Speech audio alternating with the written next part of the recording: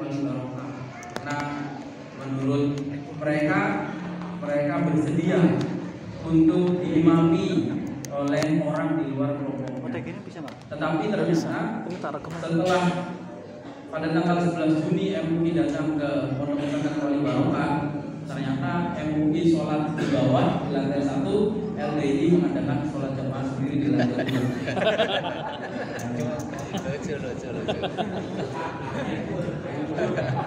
Ini yang namanya apa, Pak? Bilur ya. Bilur atau bitonah ya. Bitonah. Sehingga pada bulan Desember di bawah tim Ar-Rujuu ilal Haq sudah menetapkan bahwa pendekatan lunak ini dihentikan dan naik ke tahapan berikutnya, yaitu pendekatan bin-nizam atau pendekatan hukum.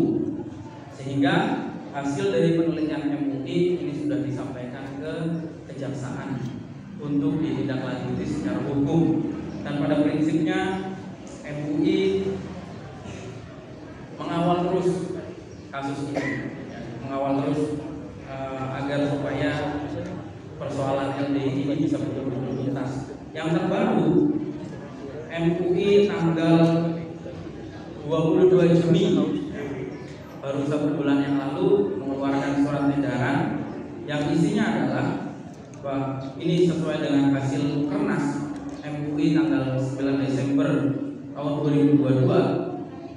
MUI memberikan edaran kepada semua tingkatan MUI daerah, baik itu provinsi, kabupaten, kota maupun kecamatan, yang di dalam kepengurusannya masih terdapat orang LDI agar segera dilakukan pemecatan.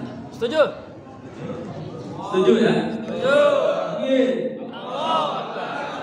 Kemudian,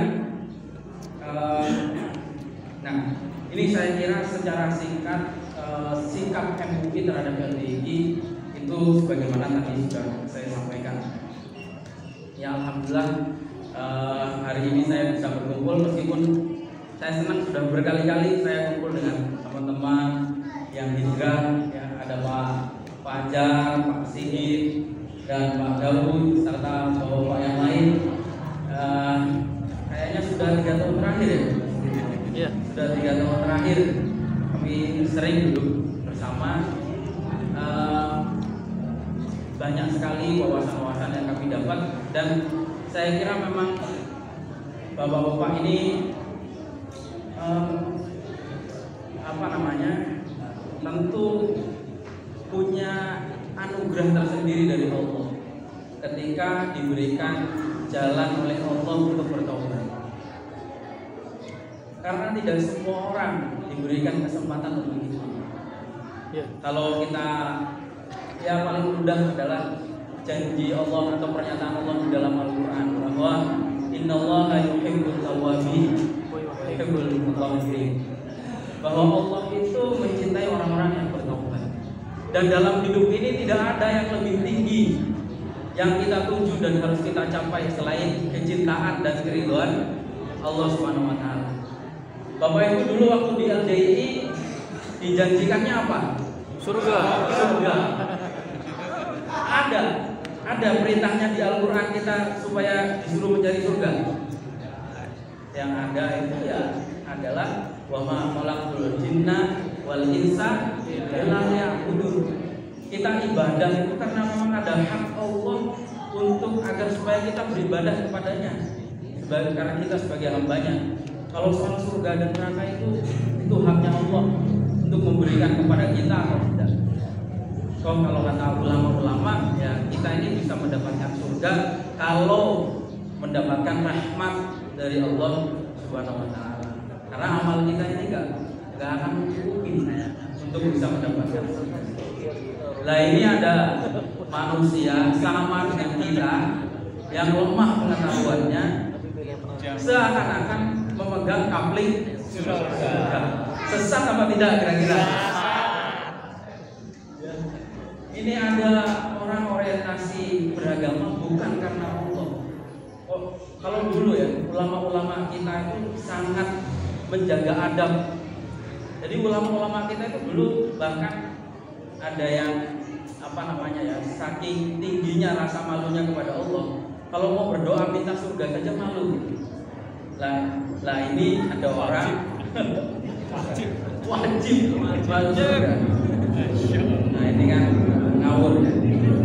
Nah, saya kira itu ya terkait dengan ya intinya senang bisa kumpul ya dengan teman-teman sekalian.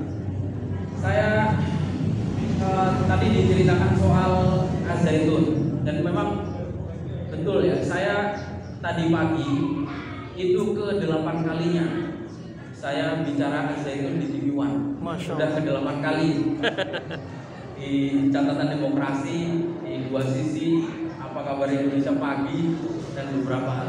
Tapi semakin saya dalami Az-Zaitun ini, semakin banyak kemiripannya dengan LDII. Intinya itu. Nah, itu dia.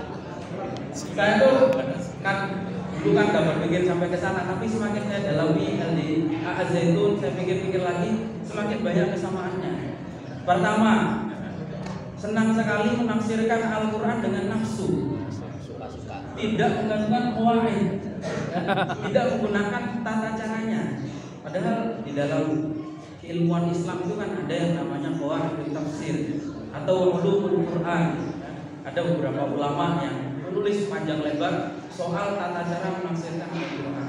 Tapi kalau kita lihat di Az-Zaitun itu ada Panji Gumilang, di LDII ada Sultanul Aulia. Ini saya amati kemiripannya banyak, termasuk dalam hal suka menafsirkan Al-Quran dengan nafsunya sendiri.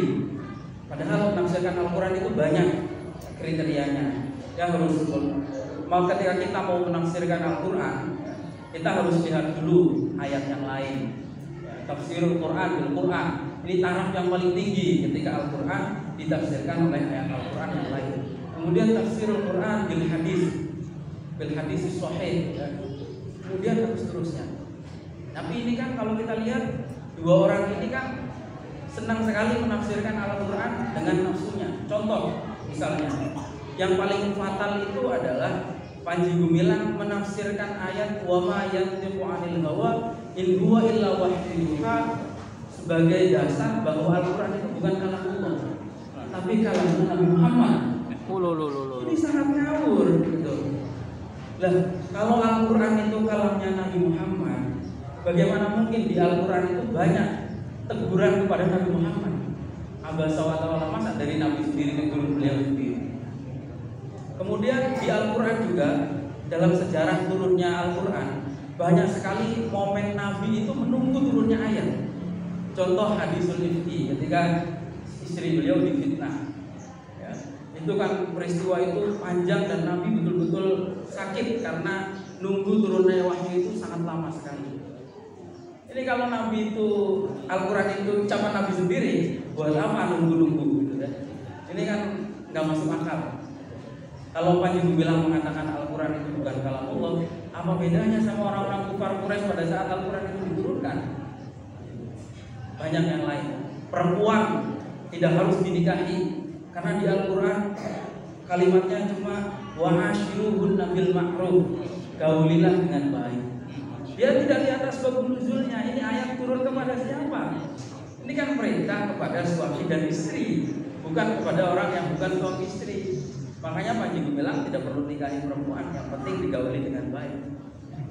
Banyak sekali penyimpangan yang dilakukan oleh Panji Gumilang di Az-Zaitun. Tapi kalau kita lihat, iya saatnya sendiri dengan nafsu. Saya kemarin debat kan sama dosen UIN, ada namanya Sudirman Abbas, dosen UIN, bilang agama itu bukan nafsu, agama itu wahyu. Gak bisa dengan cara-cara seperti Panji Gumilang seperti itu. Nah, karena saya ngobrol dengan para mantan, saya bilang apa sih yang disampaikan oleh imamnya LDII ini seperti apa contohnya? Misalnya saya dapat cerita, misalnya tadi Kiai Khalil sudah menyampaikan yang soal jamaah, ya. Yang jelas al-Islam illa bil jamaah itu adalah hadis dhaif. gitu, karena perawinya itu mungkirul hadis gitu. Nah, ada lagi yang diambil dari Al-Quran adalah A'udzubillahi minasyaitonir rajim, yauma nad'u kulla unasin biimamihim. Nah, imam ini siapa? Sultan Aulia. Ini coba dasarnya dari mana? Menafsir yang begini-begini ini. Padahal kalau kita lihat tafsir Ibnu Katsir misalnya itu kan Al-Isra ayat 17. Ibnu Katsir itu kan mengatakan yauma nad'u kulla unasin biimamihim. Imam itu apa di situ maksudnya? Imam kata Ibnu Katsir adalah kitab a'malihim, yaitu kitab catatan amal kita di dunia itu. Maksudnya kita ini dipanggil nanti di hari kiamat bukan dengan Imam LDI ini, tapi dengan catatan buku amal kita itu, ya. Atau penafsir lain mengatakan di imam itu adalah nabi mereka. Nah, ini contoh ya bagaimana Imam LDI ini menafsirkan Al-Quran seperti Panji Gumilang. Lah yang nunjuk dia imam itu loh siapa? Ini Al-Quran turun 1400 tahun yang lalu. Dia hidup di tahun sekarang gitu ya. Kok bisa mencocokkan, mengklaim bahwa ayat ini turun untuk dia? Ini kan apa namanya, aura-aura gitu. Aura-aura. Nah, itu beberapa kesamaan. Misalnya lagi, Ada tanggung jawab. kemudian kalau kita lihat juga kesamaan antara Panji dan Imam LDI itu sama-sama mengklaim sebagai imam yang ucapannya itu adalah absolut, harus diikuti. Padahal kita ini nggak mengenal istilah seperti itu. Islam itu ya Al-Quran, Sunnah, Ijma' Qiyas kalau Imam Syafi'i ya. Al-Quran, Sunnah, Ijma' Qiyas. Islam ini kan tidak pernah menyampaikan atau menjamin kemaksuman seseorang. Tidak ada yang maksum kecuali Nabi. Kalau Nabi itu harus diterima 100%. Tapi kalau yang lain itu bisa diterima dan bisa ditolak ucapannya. Dan itu pernyataan para imam-imam kita. Imam Syafi'i mengatakan bahwa rohni suwabun yahtamilul khoto. Pendapat saya menurut saya benar, tapi bisa juga keliru. Pendapat orang lain keliru, bisa juga benar. Kemudian Imam Abu Hanifah, Imam Malik, semua punya pernyataan yang sejenis. Imam Malik mengatakan bahwa kami ini laki-laki, kalian juga laki-laki. Maksudnya kami ini pendapatnya kalau mau diterima monggo, kalau tidak juga tidak apa-apa. Tapi kita ini kan tidak mengenal seperti dalam Katolik itu ada uskup atau kardinal yang berhak atau punya otoritas untuk menafsiri ulang agama. Kesetiaan kita itu ya kepada dalil, bukan kepada sosok seseorang tertentu. Tapi kalau kita lihat Panji Gumilang itu punya kuasa absolut untuk menafsirkan apapun tentang ajaran agama, termasuk ketika dia mengatakan bahwa saat ini fase Mekah nggak perlu sholat, masih fase Mekah. Sholat Jumat itu baru dilaksanakan di Madinah. Sekarang fase Mekah nggak usah sholat. Ini tafsir ulang dari Panji Gumilang. Kalau kita lihat di LDI, imamnya saya kira tidak jauh beda. Dia mengklaim bahwa hanya ucapannya lah yang 100% benar absolut, tidak ada kekeliruan sama sekali. Sampai dia kan menyuruh orang untuk tidak mengambil pendapat kecuali tafsir yang mangkul. Nah, itu. Ini dari mana gitu? Siapa yang menjamin dia ini maksum? Padahal kalau kita lihat tafsir-tafsirnya, dia bukan orang yang kompeten sama sekali. Gak punya kemampuan sama sekali, gak punya kemampuan. Jangan-jangan tidak pernah pesantren. Gak pernah. Dia yang ngajarin saya. Oh yang ngajarin ibunya. Ini kan berbeda dengan para ulama-ulama kita yang ilmunya bersanad. Di Muhammadiyah dirinya Ki Ahmad Dahlan, jelas gurunya siapa, gurunya lagi siapa sampai kepada Rasulullah. Di NU gurunya siapa, pendirinya Kiai Hasyim Asy'ari, gurunya siapa sampai kepada Rasulullah. Ini namanya sanad. Jaminan bahwa agama kita itu benar dan otentik itu ya sanad ini. jaminan bahwa Al-Quran yang kita baca sekarang itu benar, karena memang diajarkan dari satu guru, dari Rasulullah kepada murid, kepada sahabat, kepada tabi'in sampai kepada guru kita. Hadis juga begitu. Hadis yang diterima adalah hadis yang jelas sanadnya. Tidak semua hadis itu diterima. Yang diucapkan oleh Rasulullah, diriwayatkan sahabat, diriwayatkan kepada tabi'in dan sampai. Sementara kalau kita lihat Imam LDI, ini gurunya siapa? Coba, bapak-bapak mungkin ada yang bertahun-tahun di LDI. Pernah ada yang tahu tidak gurunya Imam LDI ini siapa? Tahu. Padahal ada ungkapan. Meskipun ini tidak sepenuhnya orang percayai, tapi ada ungkapan ulama bilang begini: Man la syaikha lahu fa syaikhuhu syaiton. Barang siapa belajar tidak ada gurunya, maka gurunya adalah setan. Karena orang belajar tanpa guru itu seperti kita masuk ke hutan di tengah malam yang gelap gulita. Kita tidak akan bisa membedakan mana yang kayu dan mana yang ular tanpa adanya seorang guru. Karena itu di sini sangat penting sekali keberadaan guru itu. Nabi sendiri terkait Al-Quran, Nabi sudah mewarning, mangkola anil Quran birokhihi fal yatabawwa maq'adahu minan nar. Siapa yang berbicara atas nama Al-Quran dengan pendapatnya sendiri, dengan nafsunya sendiri, maka tempatnya di neraka. Nabi sendiri. Kemudian ulama hadis juga begitu. Hadis itu baik, tapi ketika tafsirnya seperti tadi, seperti Imam LDI ini, bisa menyesatkan. Seorang ulama muhaddis namanya Sufyan bin Uyainah, beliau menyampaikan begini: al-hadisu dillatun illa lil fuqaha. Hadis itu bisa menyesatkan kecuali bagi orang yang paham. Nah, ini kan sama lah dengan di dunia kedokteran. Tidak semua orang bisa ngeracik obat sendiri. Kalau bukan apoteker, bisa jadi bukan obat tapi jadi racun. Yeah. Nah ini karena itu penting masalah otoritas keilmuan. Kemudian saya kira ini saya nyatet persamaan antara Panji Gumilang dan Imam LDI. Ada konsep yang namanya tebus dosa. Benar ya? Ada ya? Nah itu kalau di LDI ada tebus dosa, ya di Al-Zaitun juga sama. Surat tobat. Surat tobat. Kafaro nanti. Bayar kafaro. Oh ya kafaro. Padahal kita ini kan nggak mengenal konsep istilah seperti itu.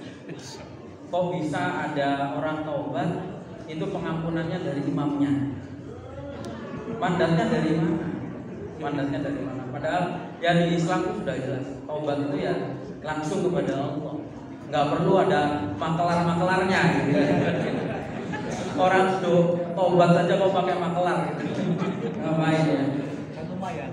Nah, tentu banyak. Tapi yang terakhir, saya kira mirip banget antara Panji Gumilang Al-Zaitun dan Imam LDI. Itu jamaahnya dijadikan mesin ATM.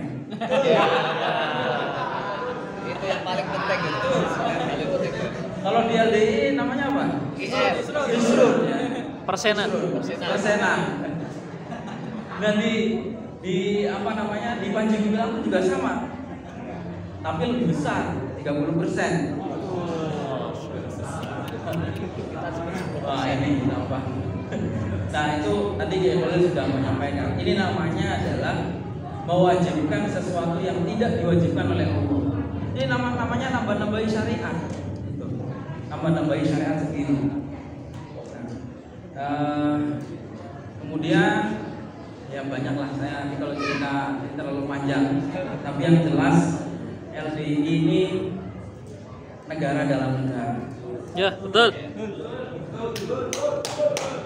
Negara dalam negara.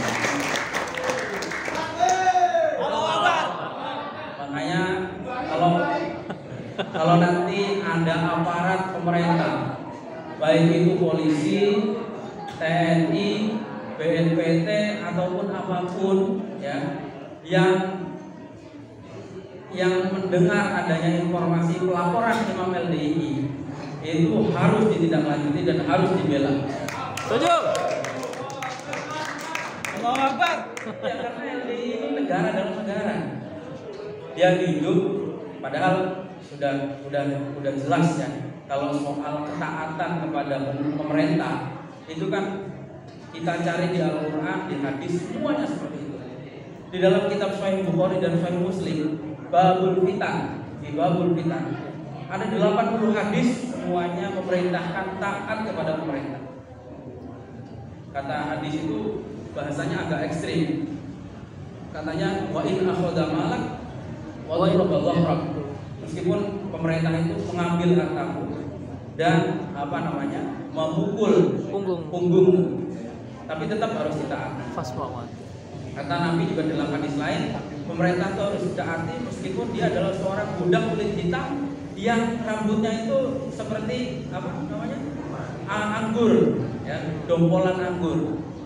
Intinya semua hadis yang ada itu mewajibkan mentaati pemerintah. Satu-satunya jalan ketika rakyat boleh memberontak pemerintah adalah ketika pemerintahannya kufrun bawah, dalam hadis itu kufur secara nyata. Tapi pemerintah kita ini kan semuanya dilaksanakan, sholat dilaksanakan semua lah. Ada badan wakaf, ada badan zakat, semua rukun Islam, semua syariat Islam saya kira tidak ada yang bisa tidak dijalankan di negara ini. Tapi LDII tidak punya loyalitas kepada pemerintah. Loyalitasnya kepada siapa? Imamnya. Ini kan namanya negara dalam negara. Buktinya tadi Khalil sudah sampaikan, ada nikah dalam, ada nikah luar. Ini apa-apaan? Ini ajaran apa ini? Sampai katanya kalau keluar daerah itu harus punya surat sambung. Benar itu? Kayak negara lain saja. Untuk surat sambung ini kayak paspor gitu. Ini aneh. Ini negara dalam negara. Dan yang paling bahaya lagi saya kira LDII ini adalah takfirnya tadi. Dan ini sudah ditelaah oleh MUI dalam waktu yang panjang soal bagaimana LDII itu bagian daripada takfir. Padahal takfir itu berbahaya sekali. Itu kata hadis Nabi mengatakan bahwa barang siapa mengatakan kepada saudaranya kafir, itu faqad ba'a bi ahadihima. Kalau saudaranya itu tidak kafir, berarti yang kafir dianya sendiri. Ini kan bahaya sekali. Ya, menajiskan orang lain, mengharapkan makmum kepada orang di luar kelompoknya. Bahkan ketika MUI ini datang karena diundang oleh pesantren Wali Barokah, tapi ternyata sampai di sana sholat di bawah, LDII-nya di atas, mengharapkan makmum kepada orang di luar kelompoknya. Kalaupun ada, itu pernah ada yang komen di Facebook, katanya, oh nggak apa-apa kita makmum, tapi niatnya munfarid, gerakannya saja disamakan, nipu lagi.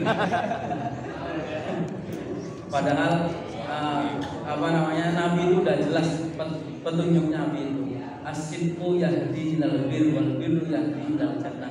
Kalau pengen selamat tuh harus jujur, jangan banyak-banyak bohong. Ini kalau kita jadi orang LDII bohong terus, kebohongan ditutupi kebohongan yang baru, ditutupi lagi dengan kebohongan yang baru lagi. Mau sampai kapan? Kira-kira apakah layak ajaran Islam yang benar ini diperjuangkan dengan kebohongan? Sama sekali tidak layak. Tidak ada kebohongan tidak ada kebenaran yang layak dipertahankan dengan kebohongan. Nah, sampai persoalan nikah saja gak boleh kalau dengan orang luar LDII, karena nikah dengan orang murtad katanya. Kalau di akhirat nanti gak bakal kumpul, buat apa kumpul di dunia? Padahal bagaimana mungkin mereka itu memonopoli kebenaran seperti ini? Insyaallah. Padahal Nabi itu sudah jelas menyampaikan bahwa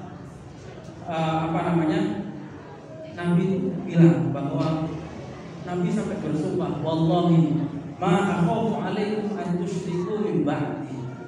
saya itu tidak khawatir bahwa nanti sepeninggalku umatku itu akan musyrik. Jadi imannya umat Nabi Muhammad itu sudah dijamin sampai hari kiamat.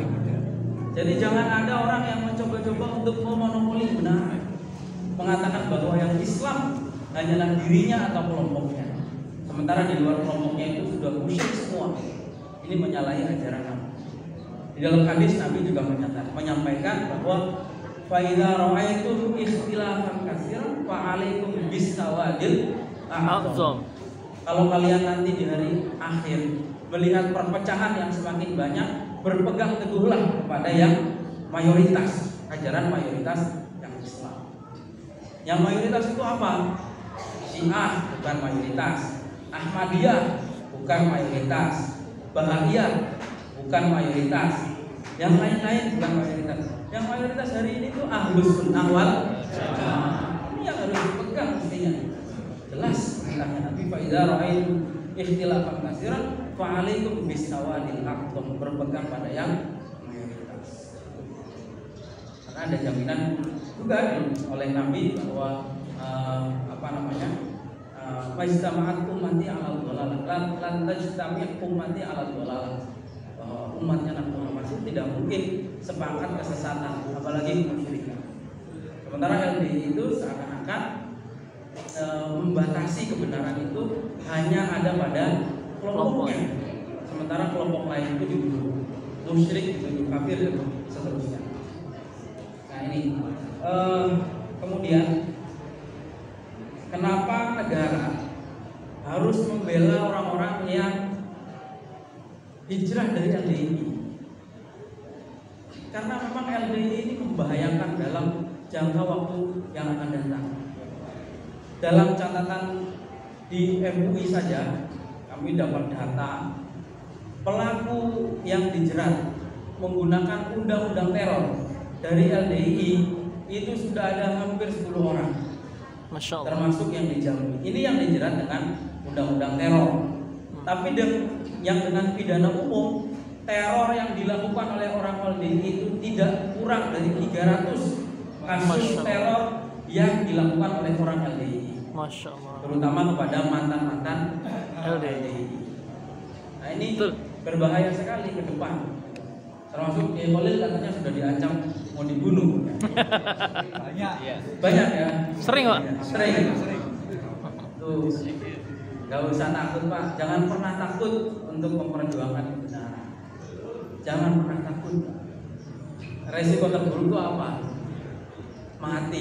Matinya kira-kira kalau mati melawan LDI itu syahid apa tidak? Syahid.